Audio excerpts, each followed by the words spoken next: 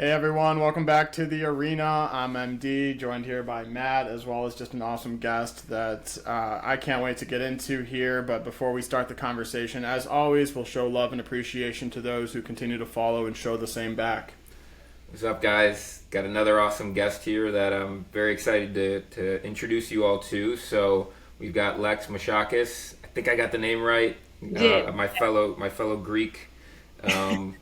And she's the founder of Live Big, which is an organization dedicated to helping girls build confidence, resilience, self-leadership skills in schools across the U.S. here. Her path has kind of zigzagged from corporate law to sales to teaching at the Kellogg School of Management, and as well as training Fortune 100 executive teams on high-impact habits. A little bit through her journey, she pursued her passion for helping youth by training as a counselor and specializing in trauma, as well as child and adolescent development. And her life's mission is that learning self-care skills in schools becomes as normal as learning math or science, which I just will say I absolutely love, and I definitely want to get into that a little bit later. Yeah. But without further ado, Lex, thank you so much for coming on here, and if you wouldn't mind, just kind of provide a little bit of background, like who is Lex? Yeah, thank you for having me, Matt and MD. It's a pleasure to be here, and you're talking about such important things, so thank you. So you've got the sort of corporate bio, I guess, but maybe I should start at the beginning with how I got into this work personally. I had one of those pretty typical teenage experiences of things were hard. I was fighting with my family all the time, struggling with my mental health, trying to figure out my place. And at 17 or so, my mum bought this book called The Princess Bitchface Syndrome: Surviving Adolescent Girls. And you can imagine at 17 years old, I was just like, what are you talking about? That's so unfair. That's ridiculous. And in that moment, I just felt completely unseen and insignificant, as if all the things that I'd been dealing with were just like a joke to society. So that was really the turning point for me, where I was like, okay, I know that the thing I want to do is support this group of humans who are just trying to get through life as best as they can and who are struggling.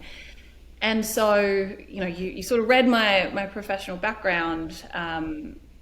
That mission became clearer and clearer to me the older I got, the more that I got into the world, and I could see how much women were really struggling to speak up in the corporate world, to use their voice, dealing with things like people pleasing and being able to say no, all of these things that actually are really hard. And so I got closer and closer to the journey of Live Big and figuring out how can we reach girls at a younger age where some of these messages and conditionings in society really start to come through for them. And so I am so lucky to be doing this work. Every time I'm with a group of girls, they're just grateful to be there. They are amazing. They are open and vulnerable, and they want to learn how to live big life. So it's the best work I think that I can be doing. And like you touched on with the life mission, I think our society is ready now to get to a place where we can learn these skills around self-regulation and affirming your sense of self and being not just okay with it, but proud of it and seeing it as normal. So I'm on the journey, and it's been great. So let's go back to the beginning. You're 17 years old, you received a book. Explain to us what is the moral of the story in that book, and where was the disconnect between that book and where you were at as a 17-year-old? Yeah, great question. So the book is written for parents, and it's written by a very prominent psychologist, Dr. Michael Carr-Gregg in Australia. And I think he actually addresses this in the book somewhere. I think he calls out, like, he's looking for a title that he felt captured what it felt like to be a parent of a teenage girl and also stood out. So my mum resonated with it. And I don't think Dr. Carr-Gregg intended for the teenage girl to necessarily see it and read it, but I did.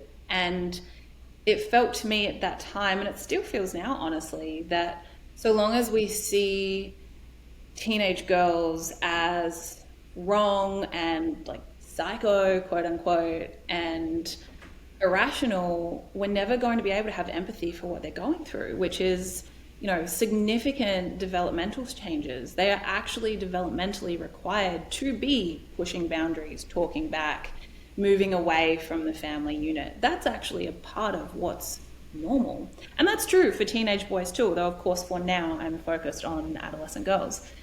And so I actually started at 17 years old writing a book in response, which I called Dealing with Mother, a survival guide for teenage girls, which was like the girl's perspective of what's going on in that time period.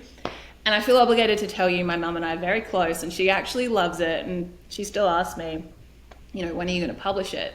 But the disconnect for me, MD, to your question, was it was written for the parent about the girl. I needed something written for the girl, about the girl, and also some of the key relationship dynamics in her life, which for me at that time was my mother.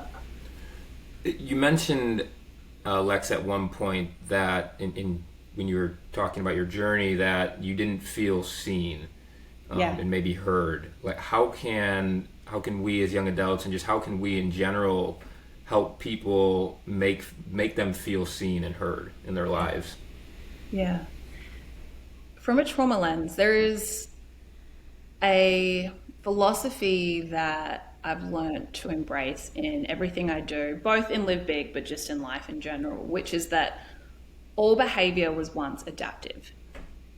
And by that I mean every single person's behavior that you see was once behavior that they used to help them survive. And I say survive in air quotes because sometimes that literally means survival. Other times it just means fitting in and receiving love and receiving attention. So when you apply that to, let's say, a classroom, you might see a kid who won't sit still in class and won't listen to the teacher. And it's very easy to say that kid doesn't want to be here, that kid is naughty, and to just dismiss that kid. But actually that restless behavior, that inability to sit still, probably comes from a place of sitting still was once unsafe. And when you start to see through that lens of what that person is doing is actually behavior that they've learned that they need to do to keep them alive, you start to take away some of the layers that we have in front of how we see kids and to be open to who they really are and what they really need. And I think if someone had come to me at that age and seen my misbehavior, making poor relationship choices, doing things on the weekend that I shouldn't have been doing, all of that sort of stuff, if that was seen as Lex is struggling and this is actually a cry for help and she doesn't know who she is and how to fit into this world, let's help her, rather than Lex is misbehaving, then I think I would have felt like I had a bit more space to ask for help and to open up and to be vulnerable and to know that it was okay to struggle. But I didn't have that. So at what point in your life do you make that distinction for yourself, or did somebody help you make that distinction? Because that's a very mature outlook for a 17-year-old to, in some ways, double down or dig your heels in of like, no, I'm right. Like my misbehavior, so to speak, is natural or is warranting at least a very different response than what I'm getting. At what point in your life do you realize that? Is that right away? And how did you come to that conclusion so fast?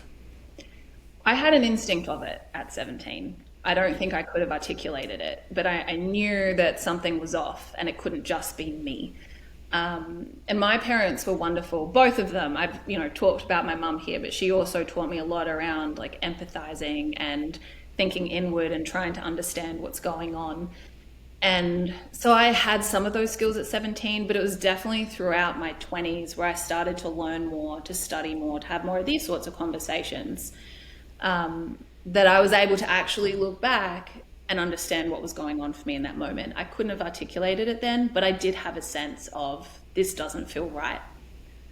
And so for, our audience that listens, and maybe there's, a teenage girl out there that could use your perspective, you talked about you were struggling with your mental health. In what way? And, speak to just kind of what you were going through, what you were struggling with. How can somebody out there relate to you? So just provide a little bit more background on what exactly you were struggling with at that age. Yeah. If I had to categorize it or to really put a theme around it, it was just finding my place. What was my sense of belonging in my social community in particular, although my family as well. My parents divorced when I was 13. So it was a pretty great divorce as far as divorces go, but it definitely still rocks you because suddenly home looks different, your family unit looks different. So I had some of that instability at home, but for me, I think the biggest challenge was how do I fit in socially? What does my friendship group look like? I had some tough experiences happen with friends and a boyfriend who was really the world's worst boyfriend. He decided to, or he was going through his own stuff. He made some really poor choices for himself that impacted me. And every time he made one of those choices, it felt like it was my fault and I didn't belong and I was wrong because of it. And so when you have those sorts of feelings, you feel low, you feel down. We have word for that now that's more accessible, being you feel depressed. It wasn't really a language that I had at that time. I think even in the short space since I was a teenager, I'm now in my early 30s, I think we've come a long way in being able to put labels to things. So it was that feeling of where do I belong and where can I be accepted and how can I be okay with who I am as a person, irrespective of the people around me. So, Lex, I'm curious because I think to myself when I was a teenager, if someone were to come to me and talk to me about my mental health, stuff like that required me to be vulnerable with myself and vulnerable with others, I would have dismissed it before, no matter how reputable the person that was talking to me. So I'm curious, like, how are you able to connect with teenagers like that demographic? Like, how do you connect with them? Yeah, we've designed our programs specifically to do that. So you heard in my story that I felt unseen. So really important to us as we were growing Live Big and developing these programs was making sure that teenagers felt these programs are made for me and they feel accessible. So a couple of ways we do that. There is the language that we use. So there is a lot of jargon, I guess, in psychology and in these different modalities that therapists use. We very deliberately created a language that was free of jargon, that felt really accessible. We use our stories a lot. So I have gone through all my teenage memories and dug out the toughest ones as a way to offer them up, to help girls consider these concepts and to apply these skills to someone else's story, because it can be hard to apply them to your own, and then to go first, which is a philosophy of ours. We go first, we share our own stories to say, it's okay if you've had tough stuff happen. It's okay if you're not feeling great right now. Here is how I was feeling at your age. Maybe it relates to you, maybe it doesn't. But let's learn the skills to get us through this period in our own way so that when things do come up, we're better equipped to actually deal with it. And by providing that freedom to engage in a couple of different ways and on their own terms, what we see is girls more and more are raising their hand and wanting to share and wanting to interact. Go ahead. I was going to say, I think that's a great way to do it, because in terms of leading with vulnerability yourself, because what I've noticed in my life is people are entirely more willing to open up to me after I've done it first and I've laid myself out to them. And so I think I'm not surprised you've had success with that method. Yeah, my first thought is that the method itself is just leadership. It's I'm going to go first. And it actually brings me back to a memory. I haven't been in a classroom of teenagers since I was a teenager myself. And I actually was recently at one voluntarily. And, there's like the group of boys that are class clowning. There's got a ton of energy, just acting a little bit against what you're supposed to be in a classroom, and there's always like these phrases that the teachers are using to get them to quiet down, to get them to be like less energetic. And I really wanted to take a different approach to get their attention when I was speaking. And so the first thing I did was I talked to them about how I was a class clown in school, and there is a ton of energy, and like that can be channeled and be a positive thing. That tended to be, as I reflect back, more amongst the boys in the class for me. Mm-hmm. When I think about girls and, feeling unseen or shy or less vocal, that totally resonates. I look back and yeah, there were a lot of girls that probably could have contributed and added to the classroom much more than the loudest people in the room. You know, Yeah. help impart on us, like, what is that girl going through? Or what does that, like, what is the stigma, or what is blocking girls from being able to be more vocal? Oof, you ask a big question, but a good question and a really important question. And it's this very subtle social conditioning around what a woman's place in the world is. And you've probably heard examples of like, oh, she's such a good girl, or she looks so pretty, or girls have this sense of like, I have to be perfect because to be wrong is to be scary.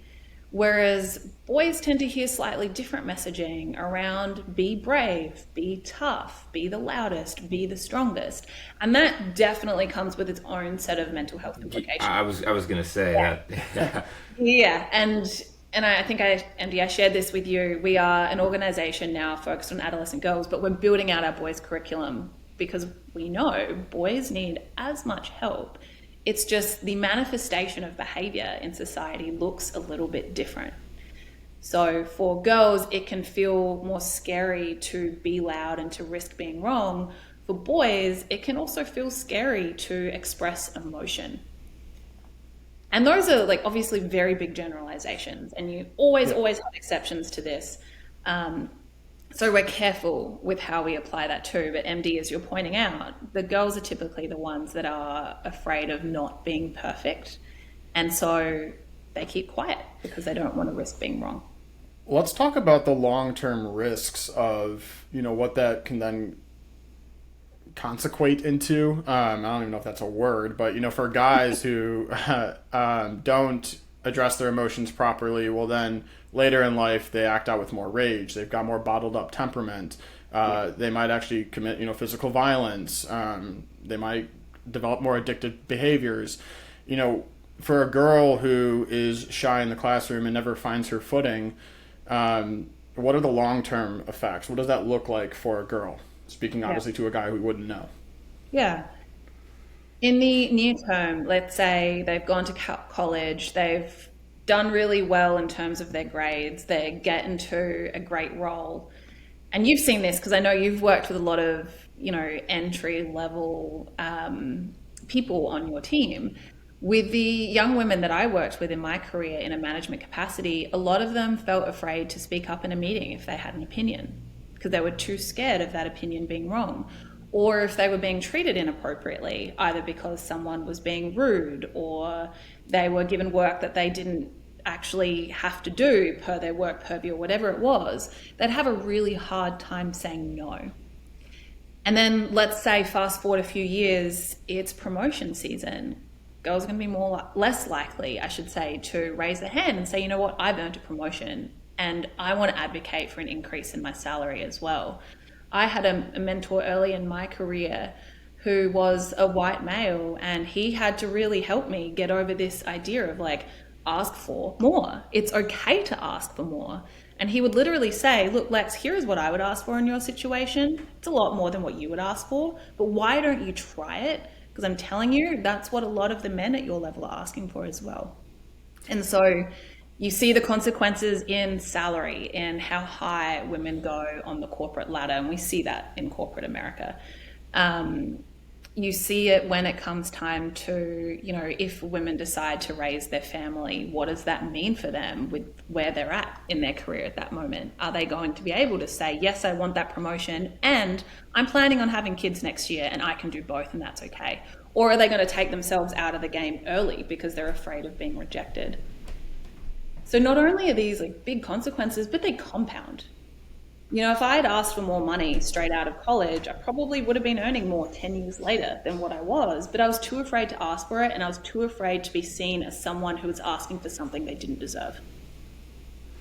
It's interesting because I was actually talking to someone very recently about this, a woman, and she said she struggled her entire career with that very thing that you were just talking about in terms of salary, and she always felt that she was worth more, but just felt so there's just a lot of fear to ask for it.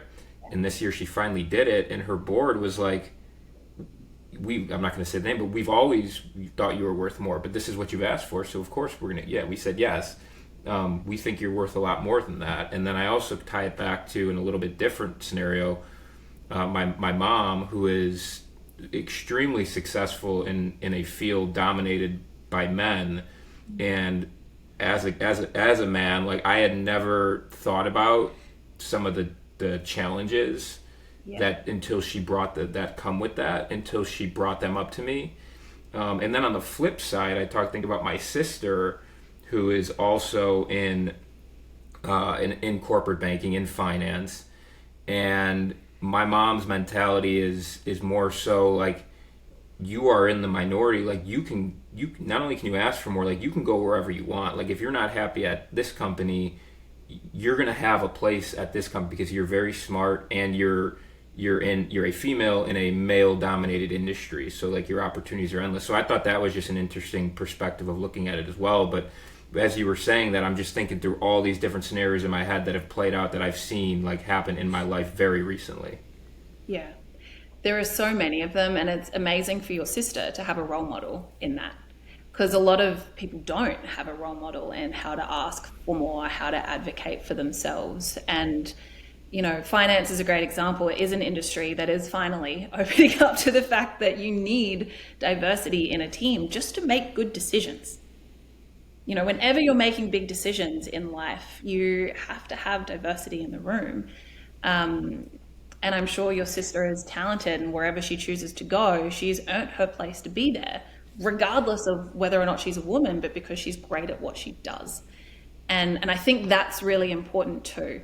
You know, you always want to hire the right person for the job, choose the right person for the thing to be done. What's crucial from a hiring perspective, and maybe I'm going off track a little bit, but what's crucial from a hiring perspective is you are able to check your biases and really be good at evaluating for the skills, not just thinking, okay, who's going to fit into the team that we have now? Because that's where it becomes a perpetuating issue. And MD, I know you do a lot of hiring in your role. It's about how can you evaluate for skill set and remove some of the biases. Yeah, you know, just a question for you, Lex, and I'll ask the question up front and then explain some context around it. But the question is, what makes you such an outlier? You know, I'll consider you an outlier. And, you know, I view you, and you've been a mentor of mine. I've quite literally backfilled your job at one point in life. But you moved from Australia to the United States. You alone, for the most part, and your family is still in Australia. You've always, in my eyes, since I've known you, and I've known you, you know, I caught you in your late 20s, and you've been a manager, a leader, you've been confident, you've had conviction, you've had a passion for developing people. Where did all that come from for you? The passion for developing people has always been there.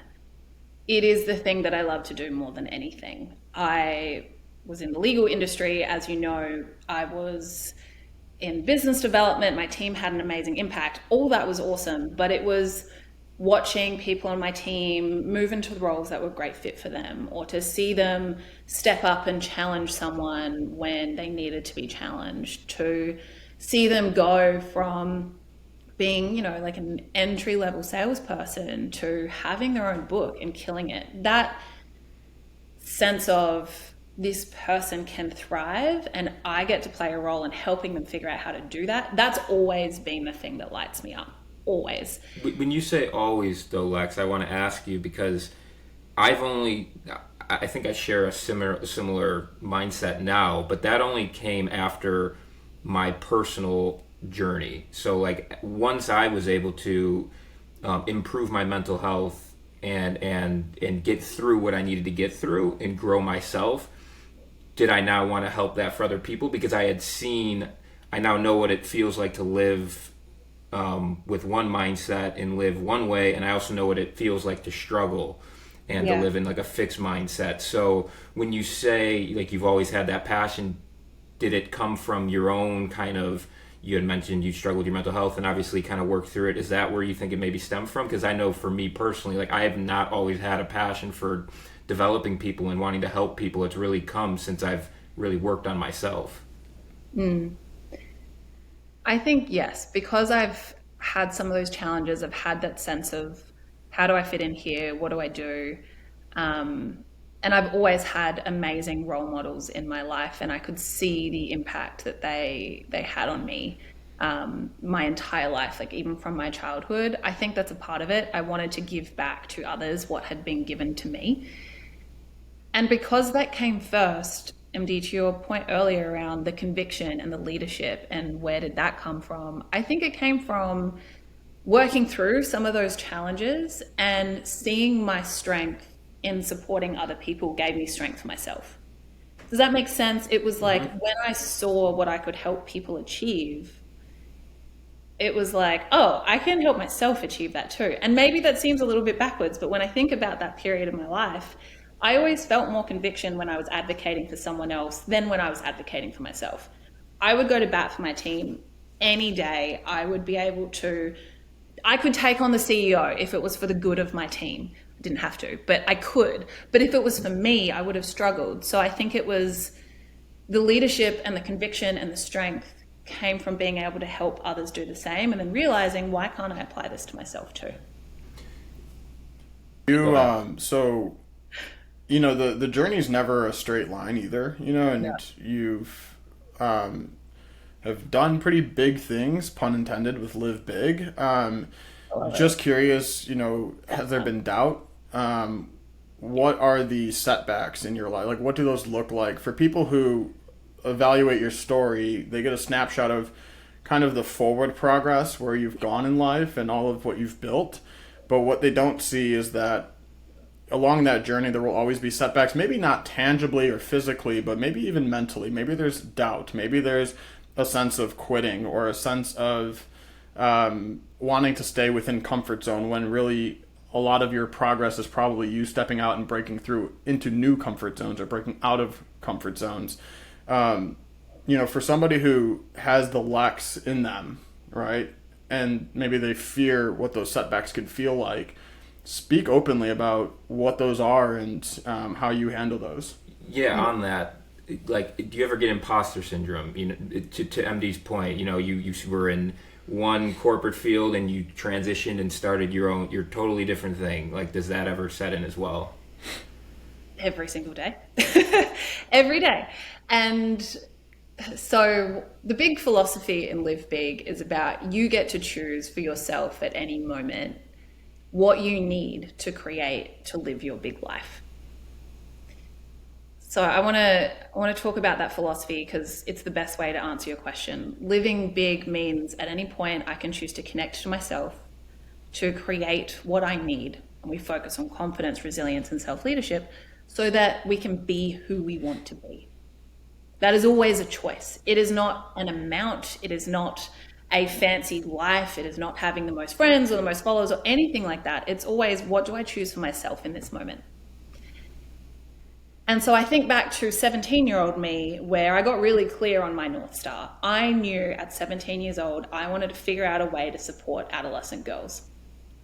It took me 13 years to get to a place where I could actually start Live Big. So along the way, there was constant, do I do this? Should I study this thing? I trained as a counselor. I trained in trauma and child and adolescent development because I knew what my North Star was, but I wasn't quite sure exactly how to figure it out yet. And then I got to a point in my life where I thought, okay, I've done all this training. I've developed skills in facilitation, in building curriculum, in leading people, in selling, which is a really important part of being an entrepreneur. So why don't I combine all these things and turn it into programming for adolescent girls?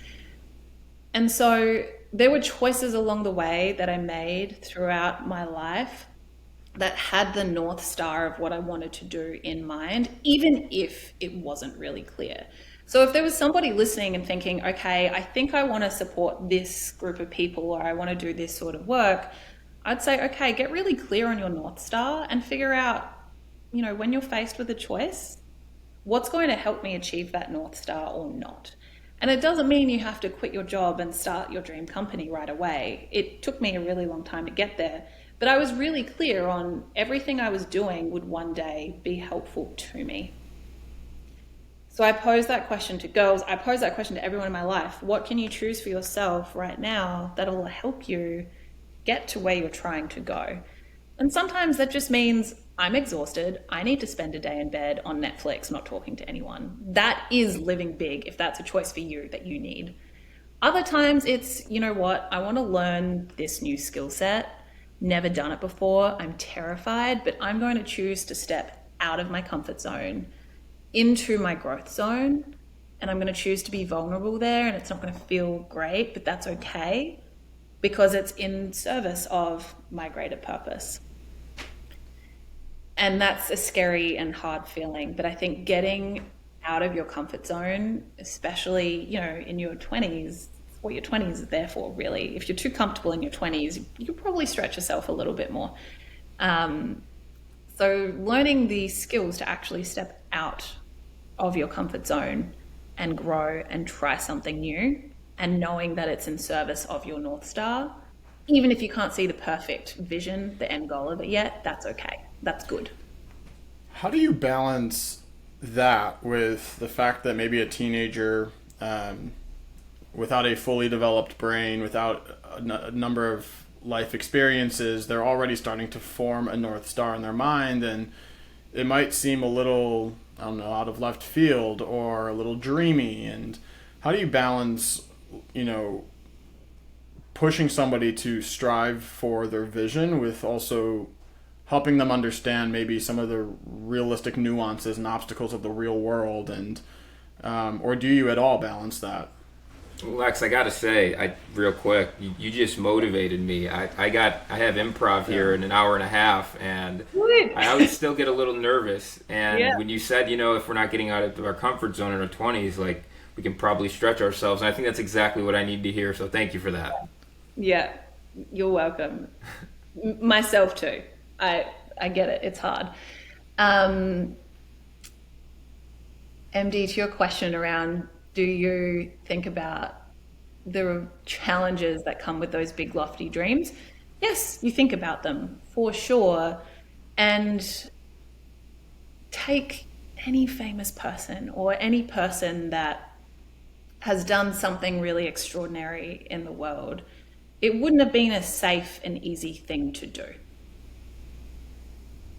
It wouldn't have been. They would have had to make sacrifices. They took on a huge amount of risk. Think about, I don't know, a struggling actor. Actually, Lady Gaga is a really interesting example. She had to make so many sacrifices, and she was mocked and bullied, and she did everything that she could to put herself in a position of being recognized for her talent. And eventually she was, and she has the amazing, incredible career that she has. If someone had told Lady Gaga, you can't do this, when she was a teenager, then she wouldn't be the person that she is today. So my perspective is if someone has a dream and they are committed to seeing it out and they're okay with the journey to get there, hell yeah, let's push them to do that. It might not work, but I don't think you've ever failed if you've tried and if you've bet on yourself. How do you instill that, especially with social media nowadays and TikTok? You know, there's so many what are perceived as like overnight successes. How are you able to stress the importance of the journey and like the fact that for 99% of people that get to the place of their North Star, how do you stress the importance of the hard work that it normally, in most cases, takes to get there? We talk about it more. I think as a society, we need to talk about it more. And I think we need to make failure okay. And I air quotes here for anyone who's just listening. There's a lot of cliches around failure is the opportunity to learn, and there's no such thing as failure, only growth. I do believe in that. I think it's just really hard sometimes to talk about that and to make that okay in your conversations, especially if you've taken a big risk in doing something. So I think we need to have more conversations with each other around, hey, what are you trying to do? And how is it hard? How is it not working right now? Is there anything I can do to help you? So that we can start to support each other less for the results and more for the journey and what it takes to get there. There's amazing research from Carol Dweck on mindsets. Have you read Carol Dweck's work? I've heard of her. I haven't read her work, but yeah, I'm familiar with her. She talks a lot about the importance of focusing less on praising people and kids in particular for the results and the outcome, more on praising them for the effort that they put in. And when we do that more and more, we see those are the kids and the people that are able to develop a sense of grit and perseverance and determination, because they put their emphasis on their effort and the journey to get there, and they are less focused on the results they got coming out of it. So I'd love to see more of that.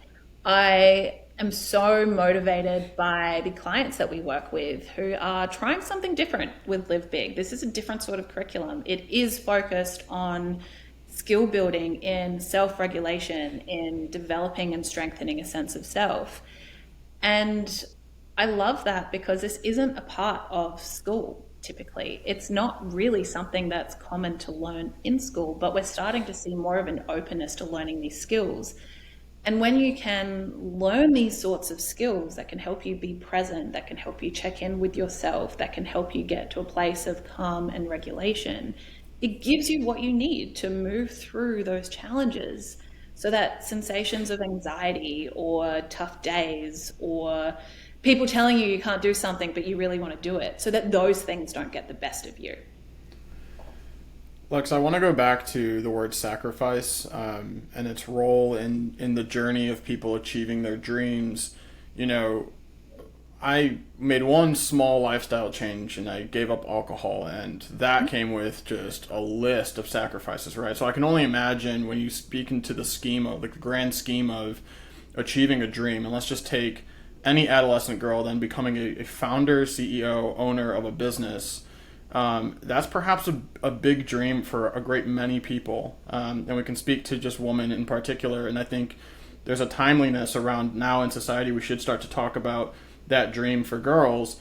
It's probably overdue, to be honest with, let's just be really transparent under the hood from your perspective. Like, what are the sacrifices you've had to make? And I say this from a place of, like, let's just have preparation. Let's have our expectations properly managed. When Lex goes and achieves, let's say, a dream of becoming a woman founder, what are the sacrifices you've had to make emotionally, physically, tangibly, or otherwise? I love that you're calling this out. In a workshop recently, Bree, my business partner, and I were doing the intro, and one of the girls raised her hand. She was like, wait, so are you the bosses? And we were like, yeah, we're the bosses. And she was like, oh, that's so cool. And even for us, we were like, thank you. This feels good to say. Like, we hadn't actually appreciated that, like, yeah, we've started this thing and we're doing this work and it feels amazing. And she clearly appreciated that too. So yes, we do need to talk about it more. We need more examples of it. And so many sacrifices. The obvious one, honestly, is a full-time salary. We are self-funded. We're bootstrapping this thing. Anything that comes in, we're putting back into the business to grow it so that we can travel more and volunteer our time and reach more girls. We've sacrificed right now financial freedom.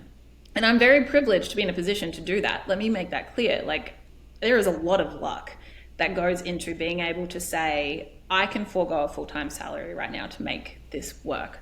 But I have, and it's meant that I've cut back on a lot of the things that I love to do.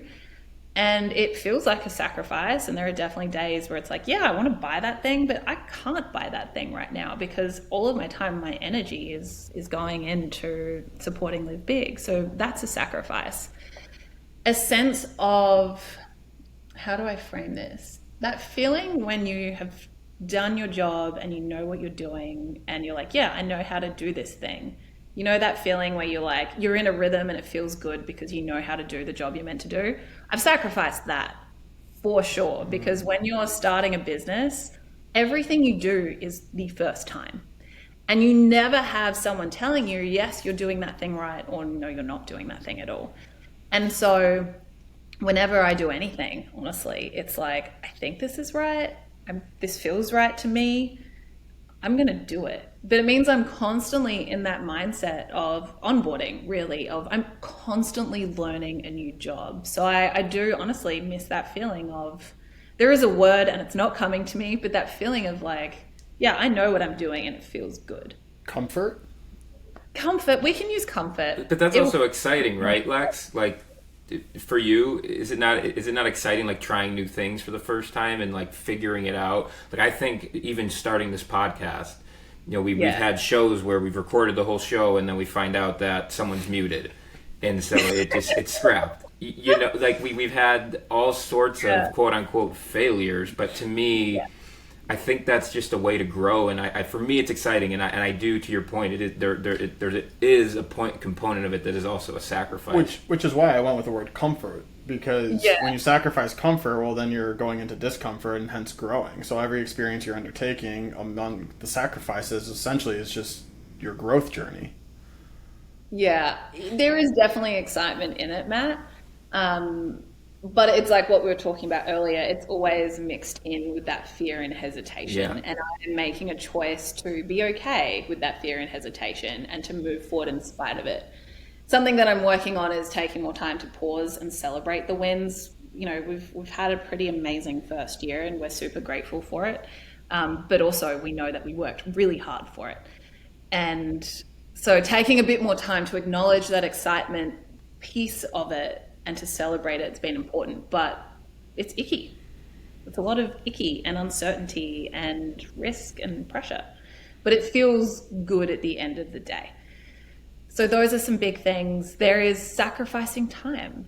There are times when I just want to sit on the couch and watch a movie, but we are building out a new curriculum. And so instead I am at my desk going through work. Now I will say I've done a really good job of taking care of myself through this. I'm not grinding 14 hours a day, that sort of stereotypical founder. That's what I was going to ask you right when you said that, is how are you able to then balance really pursuing your dream in founding your dream business with also self-care and not working around the clock? I've learned to listen to my body and what it needs. And I've learnt to ride the waves, is how I'd put it. So there are days where I am just boundless energy. I've got heaps of meetings on the calendar. I'm feeling really good about it. I'm excited. I'll do it all. It's a big day. But the next day I might be like, I'm tired. I need some chill time. I need some me time. And I'll give myself permission to do that. And that's hard because I think you hear a lot in society around well, if you're pursuing your dream and you're a founder, you should be working constantly. But the thing is, first and foremost, I need to practice what I preach, and I need to be open with girls and to share my own stories. And I can't be a role model for what we're helping girls embrace if I am working myself down and I am burnt out and I am struggling myself. Not to say I don't have down days, I do, but I'm very careful about taking care of myself. But there is still a sacrifice in time and flexibility, for sure. I'm very careful about taking care of myself. It's a quote in of its own, Lex. What is your self-care routine? Just curious. What do you do when it's a day for you to work on yourself? Ooh.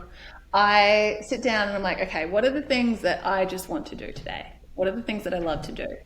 And things that come up are normally some sort of activity, like a hike or a run. I love a spa day. I will not say no to a spa day if I can make it happen. I love to just have a coffee and to sit at the park and watch people walk by and just be present and in the sunshine, ideally. I love to do those things. I have just started a daily journaling practice, and I'm talking 1 weekend. So, next chat I'll be sure to tell you. Stick with it, Lex. But I think I am. So I've worked that into my day, and it feels really good to just get some thoughts onto paper. And I do that sitting at my favorite coffee shop in the morning, drinking coffee. That's been really helpful for me. Food, cooking for myself, nourishing myself is really important for me. I'm not so into Uber Eats or Grubhub or whatever. Like I know there's that stereotypical like, oh, it's 8 p.m. Let's just quickly order some food and then you're eating like cheap takeout at 9 p.m. But I've like planned when I'm going to cook and what I'm going to eat, and I'm very clear on doing that because if I'm not feeling good in my body, I struggle to feel good in my mind as well. Um, and then just making moments for fun and for joy and friends, whatever that looks like. You know, I went recently on a girls' trip to Long Beach and we rented jet skis to Catalina Island and spent the day on jet skis, jet skiing alongside dolphins. Like that was self-care in that it was fun and I loved it and it felt so freeing. So find the fun is the shortest answer to that question. Find what's fun for you and do it. I have one maybe final question for you, Lex. Today's Lex that's on a jet ski. I don't know why I pictured you like throwing up a middle finger next to the dolphins. But Definitely no middle finger at the dolphins. I'm kidding. No, not at the dolphins, just with the dolphins.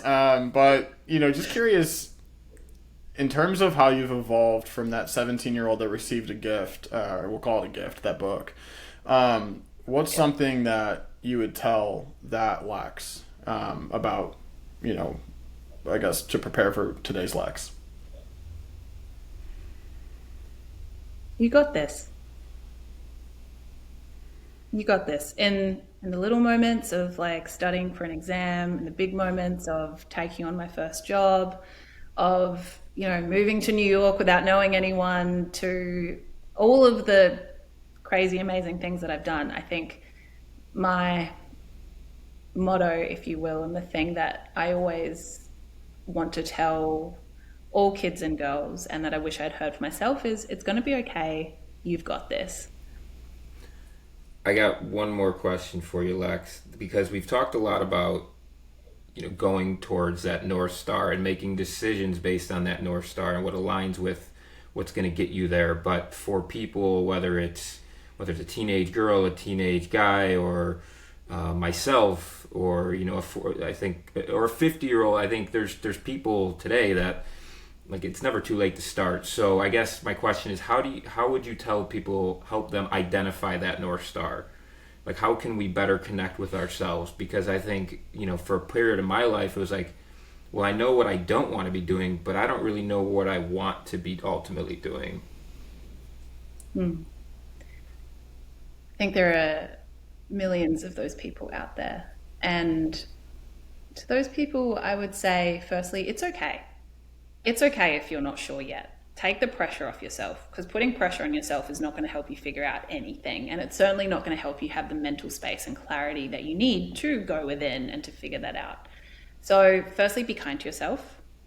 Acknowledge you're in a place of exploration and you need to be kind to yourself to figure out what that is.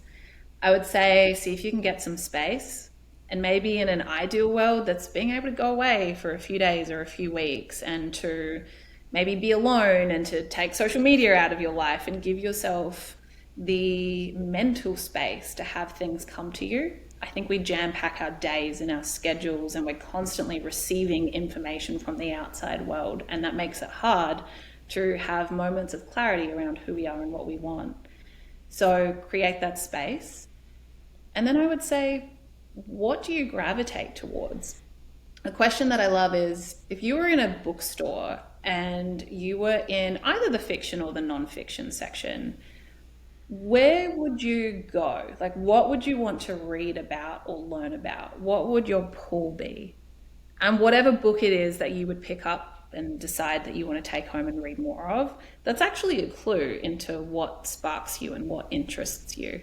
So where do you feel yourself being drawn when you have the time and the ability to dedicate yourself to something else? So I don't think you have to have it all figured out, but maybe you notice like, okay, I am interested in how the brain works, or I love being creative, or whatever it is. Just follow it. And you don't have to get the full answer. You don't have to be all the way there, but just follow where you seem to be finding joy and where your attention seems to be drawn to. Pursue it and see what unfolds for you. Well, Lex, I can't tell if I got chills because I'm just cold down here or if because that was such a great answer, but I would highly recommend everyone re-listen to that because I could already start to apply that to my life and how my life's shaped out. I feel like I'd walk out with like 4 books, which would defeat the purpose. But well, I know I would start. I would start in the nonfiction section immediately. Like I know I'd start there. Yeah. But first of all, thank you so much for coming on and for being open with your story and how you're kind of trying to change the world and make it a better place. We've got 3 rapid fire questions for you to wrap this up. The first one is, what's the best piece of advice that you've ever received? Or like, what is your favorite quote? Could be either or.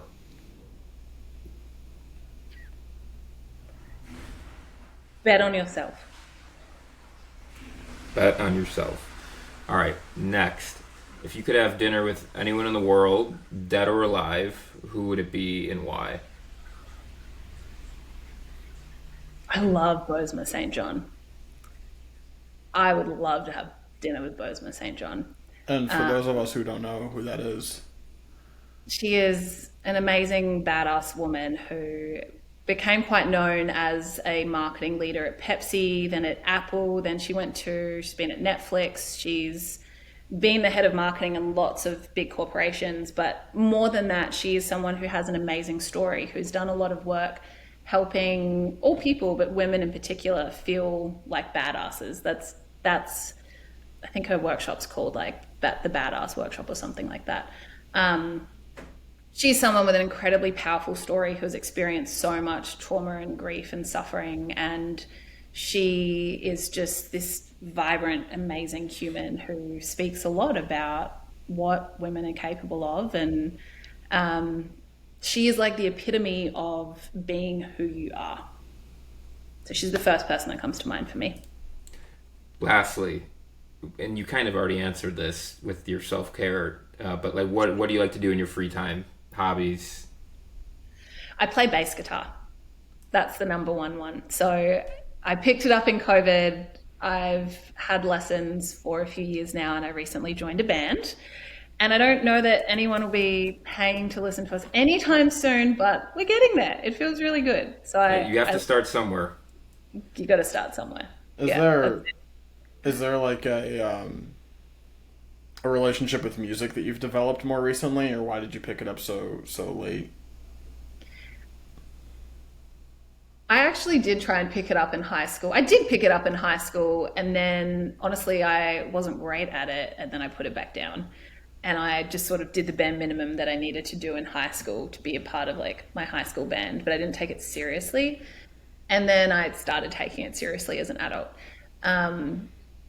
I now appreciate music for the role that it can play in healing and connection. Like, you hear good music, it doesn't matter where you're from in the world, you'll dance, you'll move. Music is such a connector for us, and there's actually a lot of research behind how it can help people heal, in the rhythm, in the, I don't know, music theory is like this entire language and world that I'm trying to understand.